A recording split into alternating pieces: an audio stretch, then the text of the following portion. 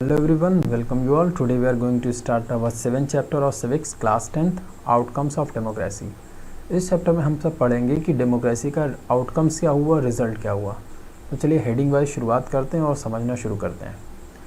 Heading है how do we assess democracies outcome. हम लोकतंत्र के परिणामों को कैसे आकलन करेंगे, कैसे समझेंगे. तो democracy is better form of government than dictatorship in the following respect. Democracy जो है वो बहुत ही बेहतर फॉर्म ऑफ गवर्नमेंट है. किसकी तुलना में? तानाशाही की तुलना में. आगे देखते हैं कौन कौन से पॉइंट हैं. पहला पॉइंट है प्रमोट इक्वलिटी अमंग सिटीजन्स, यानी नागरिकों के बीच में एकता को बढ़ावा देता है. व्यक्तियों की गरिमा को बढ़ावा देता है, enhance the dignity of individual. और निर्णय लेने की गुणवत्ता में सुधार करता है, improve the quality of decision making.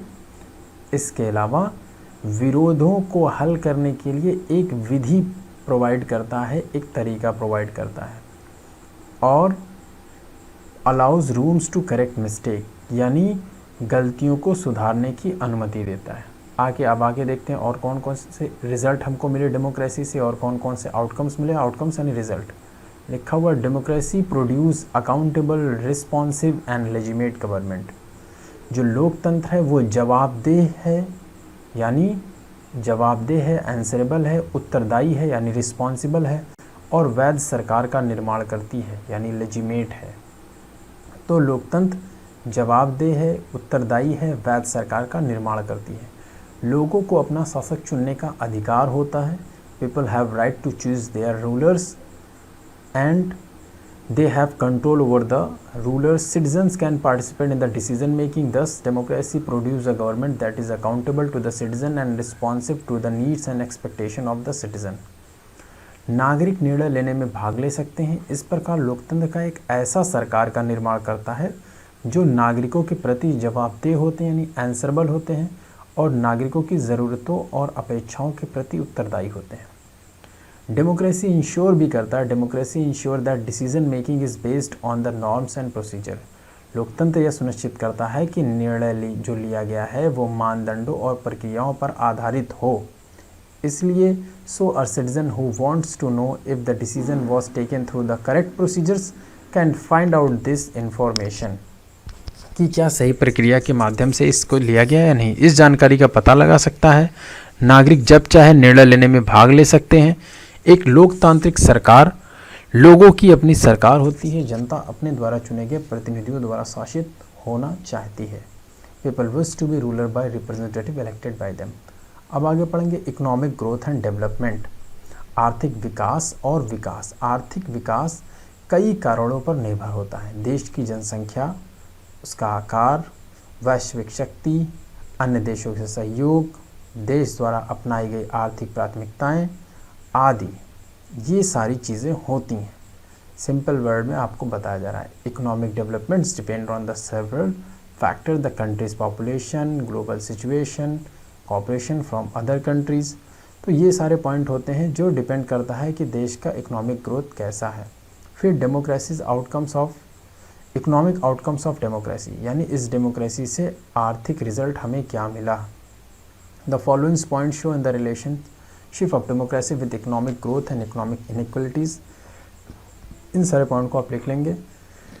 पहला है dictatorship regimes has had a slightly better record of economic growth, but when we compare their record only in poor countries, there is a virtually no differences.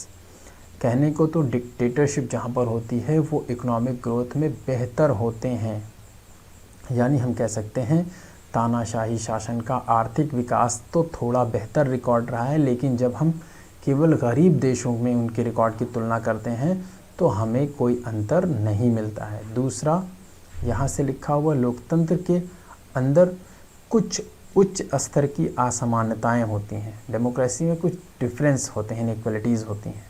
फिर next, समाज के जो गरीब वर्गों के लिए उपलब्ध अवसरों की असमानताएं अक्सर डेमोक्रेसी में पाई जाती हैं. There is often inequalities of opportunity available to the poor section of the societies. फिर reductions of inequalities and poverty. असमानता और गरीबी में कमी कैसे आ रही है. All individual have equal weightage in election representative. in proceeding of writing individual into the political arena on an equal footing we find growing economic inequalities। ये पॉइंट्स को आप नोट कर लेंगे।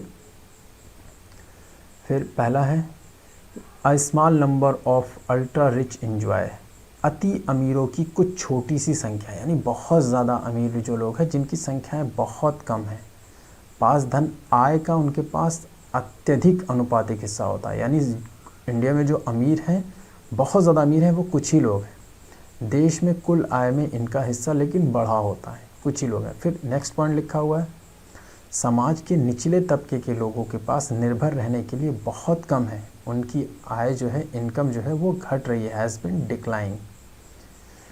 वास्तविक जीवन में लोकतंत्र आर्थिक असमानताओं को कम करने में बहुत सफल प्रतीत नहीं होते हैं।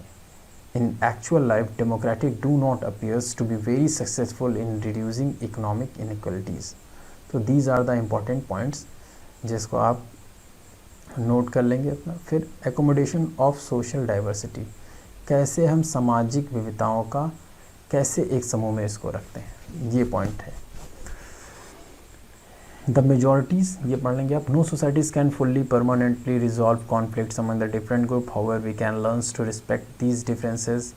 यानी कोई ऐसी सोसाइटी जो अलग अलग सोसाइटीज़ होती हैं पूरी तरह से हर एक तरीके की प्रॉब्लम को नहीं रिजॉल्व कर पाती हैं, उनमें कुछ डिफरेंसेस होते हैं। इसमें देखिए पहला पॉइंट क्या दिया हुआ है, इसमें है their majority always needs to work with the minorities. अक्सर ऐसा होता है कि हमेशा अल्पसंख्यक के साथ काम करने की आवश्यकताएं होती हैं बहुमत को, यानी जो ज़्यादा संख्याओं में, ताकि सरकारें सामान्य दृष्टिकोण पर प्रतिनिधित्व करने के लिए कार्य करती रहें। बहुत ही बेहतरीन हिंदी में बोल रहा हूँ। Next point, rule by the majority means that in case of every decision और in case of every elections the different person and group may and can from a majority. यानी जो बहुमत में होते हैं, बहुमत से शासन का मतलब ये होता है कि हर एक डिसीज़न के मामले में या हर एक इलेक्शन में अलग अलग व्यक्ति अपना समूह बना सकते हैं और बना रहे भी हैं। फिर नेक्स्ट है नागरिकों की डिग्निटी यानी गरिमा और आज़ादी, dignity and freedom of citizen.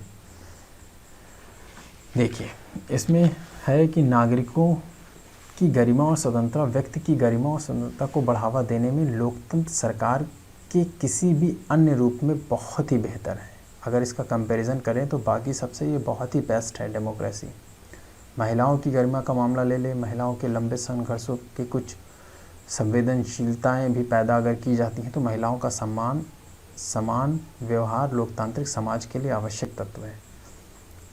और डिसीजंस यहाँ से पढ़ेंगे। Let us take the case of dignity of women. The long struggle by the womens have created some sensitivity that respect and equal treatment of women necessary. तो कहने का मतलब ये है आउटकम्स यानी रिजल्ट जो डेमोक्रेसी का हुआ उसने डिग्निटी प्रोवाइड की और आज़ादी भी दी सिटीजन्स को। तो दीज आर द पॉइंट। इन सारे पॉइंट्स को अपनी नोटबुक में कंप्लीट कर लेंगे और फिर जब रिवीजन होगा तो पॉइंट टू पॉइंट हम लोग डिस्कस करेंगे। होपफुली ये क्लास आपको समझ में आया होगा। And if you have any doubt after watching